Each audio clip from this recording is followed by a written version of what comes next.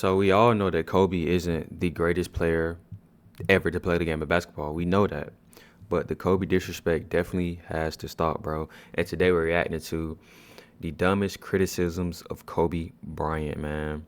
What are some criticisms that y'all can think of off the top of y'all head, man? Bro, since Kobe passed away, it's been a lot of disrespect, and I do think the disrespect to Kobe has to like kind of chill down a little bit because Kobe was that guy, bro. But before we get started, man, make sure you hit that like button, hit that subscribe button as well, and let's get into these criticisms, bro.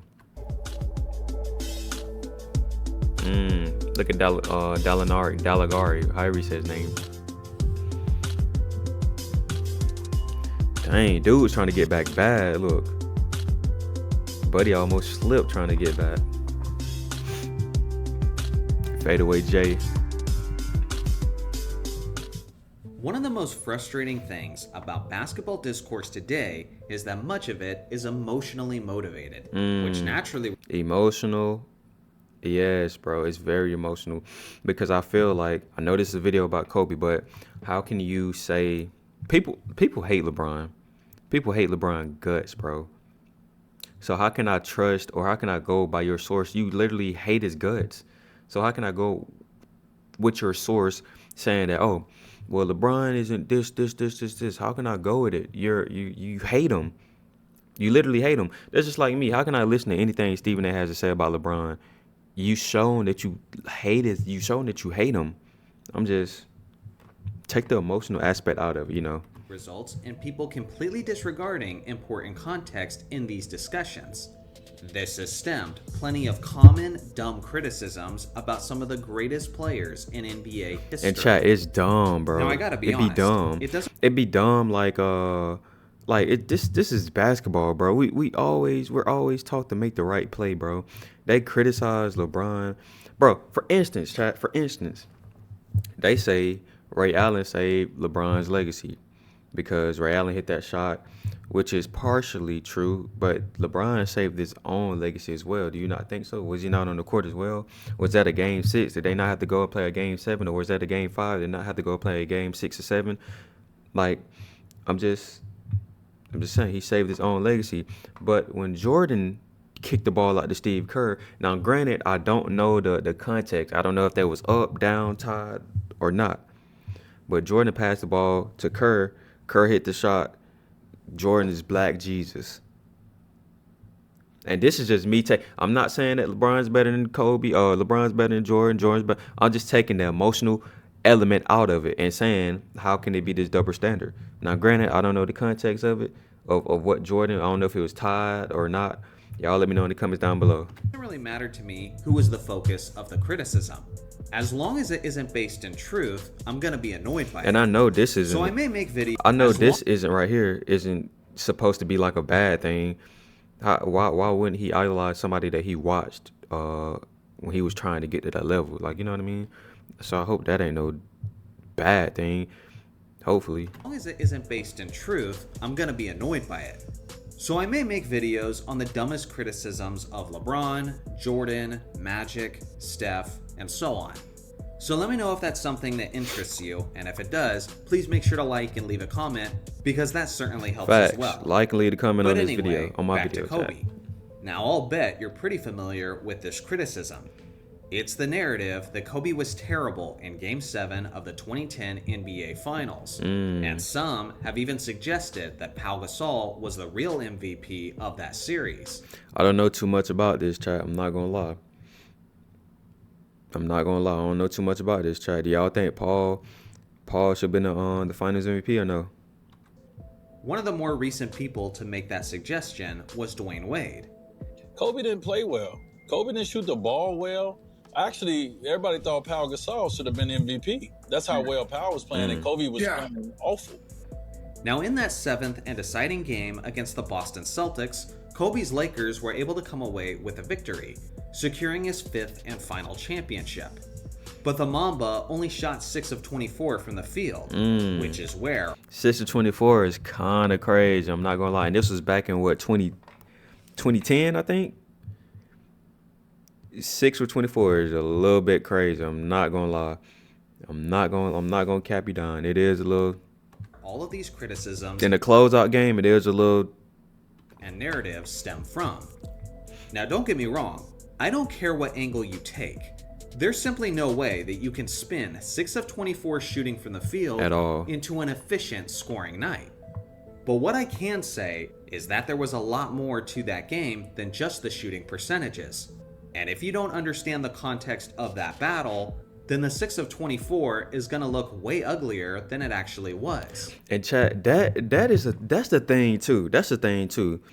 A lot of it is context missed because he just said he shot 6 for 24, and you could be like, yeah, that's a horrible game, but I mean, did he play good defense? Did he was he getting stops? I know he wasn't making his shots and all that, but was he rebounding? Was he playing good defense? Was he trying to get his teammates involved?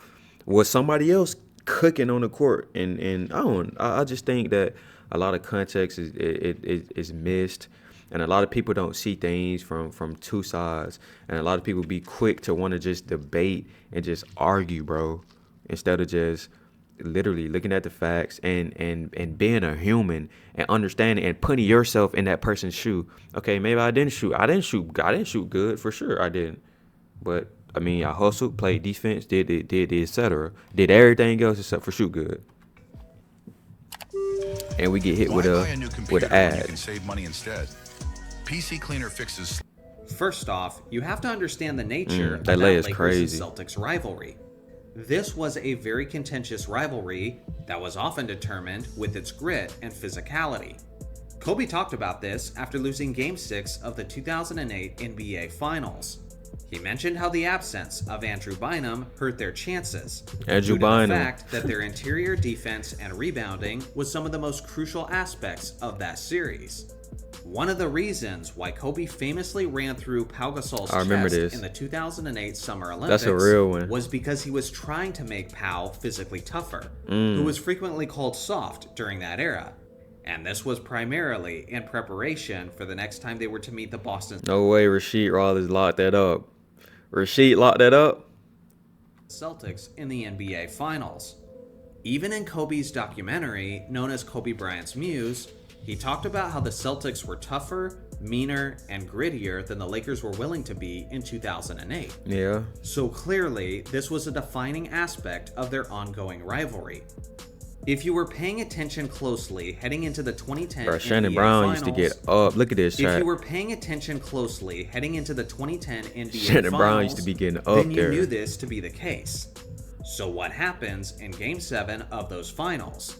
Well, the referees completely put away their whistles and let the defining aspect of that rivalry. Chat, I do remember a lot of people saying this. I do remember a lot of people saying this, chat.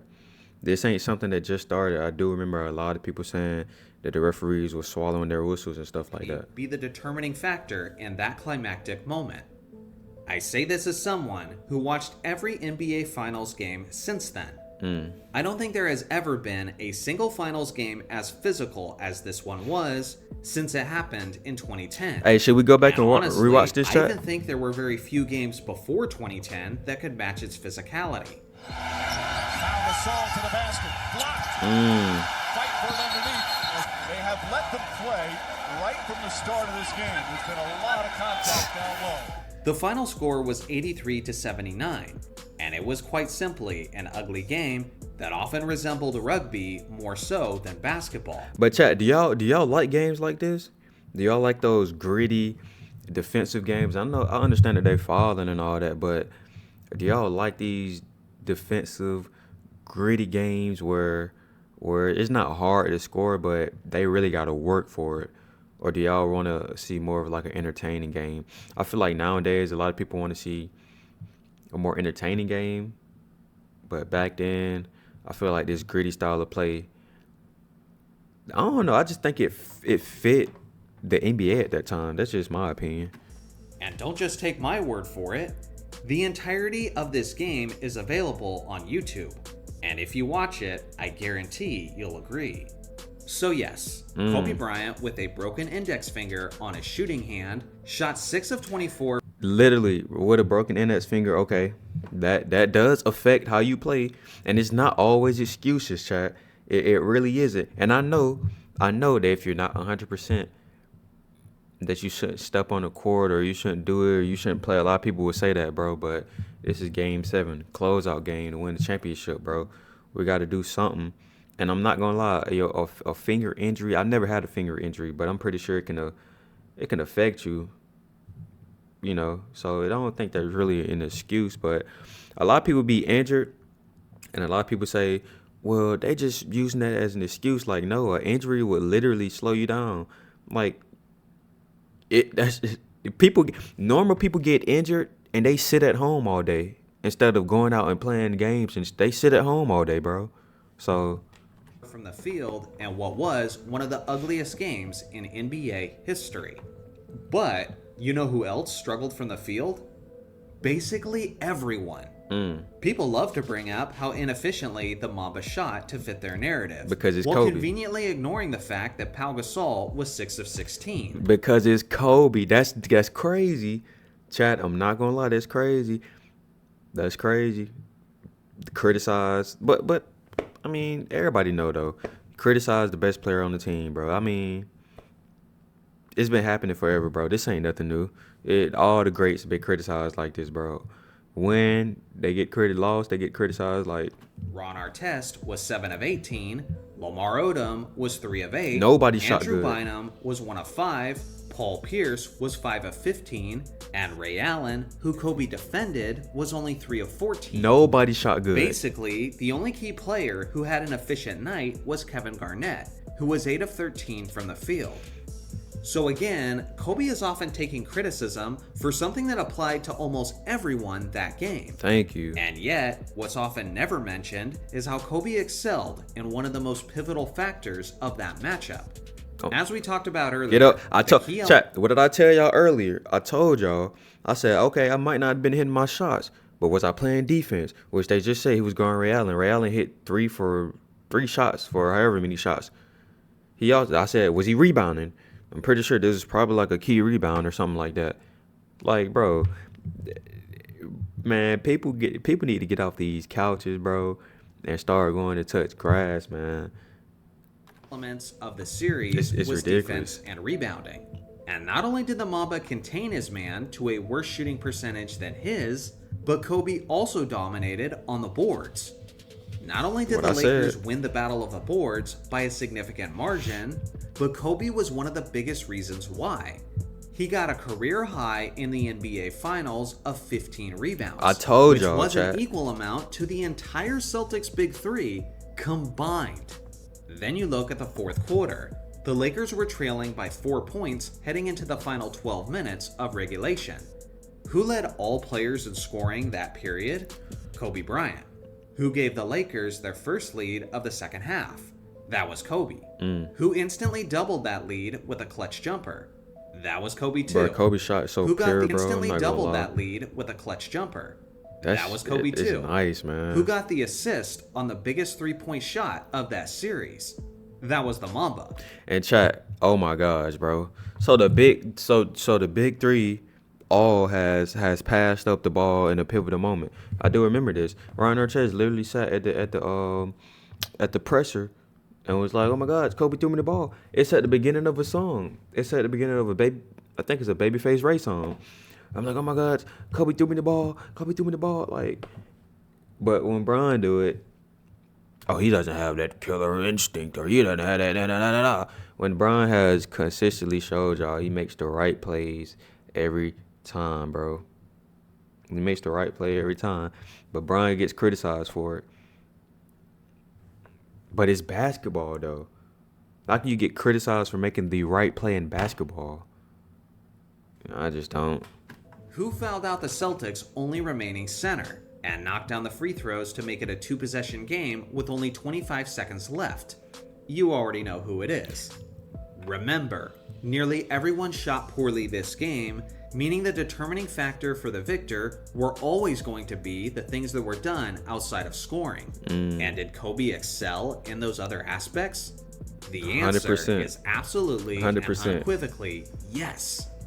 I do believe, beyond a shadow of a doubt, that Kobe deserved the Finals MVP. And I'm gonna explain why. I don't know how he performed in those other games, but it's just strictly off this game 7. I do think he deserves it because, bro, they said he led the rebounds. He held Ray Allen. I'm not sure what Ray Allen's stats was, but bro, we know how Ray Allen is. He held Ray Allen to only hitting 3 shots. He was rebounding. He was playing defense. He made the pivotal moments. He gave him the first lead in the game. He fouled out the center. Like, I don't know what Paul did, but let me know if it was better than this. But people saying otherwise is not really what annoys me. Because yeah, Pau Gasol deserves a ton of credit. And they 100%. don't win the championship without him either. 100%. More specifically, what really annoys me is when people who didn't watch that game act like the Lakers won Game 7 in spite of Kobe. When the truth is, they won that crucial game because of Kobe, more so than any other player. And chat, I'm gonna tell y'all, I literally thought, like I said, I don't remember what his stat line was this game. So when I first seen this video and they were saying that Kobe shot 6 for 24, I was finna be like, yeah, that's bad. Without knowing the contents, they making it seem like, or people who are saying this making it seem like he just had a horrible game, which he did, but they literally won the game because of Kobe. Not because of Kobe, but a big piece, bro. Big piece. Player on the team. So what do you guys think? Is there any playoff game ever that was as physically ugly as Game 7 of the 2010 NBA Finals? Let me know, chat. If so, I would love to hear your suggestions in the comments section below. Once again, shout out to the members for the ways you support my channel. Shout out to the members and shout out to Johnny. I can't say your last name, my God, but shout out to Johnny, man. If y'all want more videos like this, let me know in the comments down below. And also, tell me, chat, I need y'all to tell me, is Kobe top 5 on y'all all-time list? Let me know that in the comments down below. I appreciate y'all for clicking this video.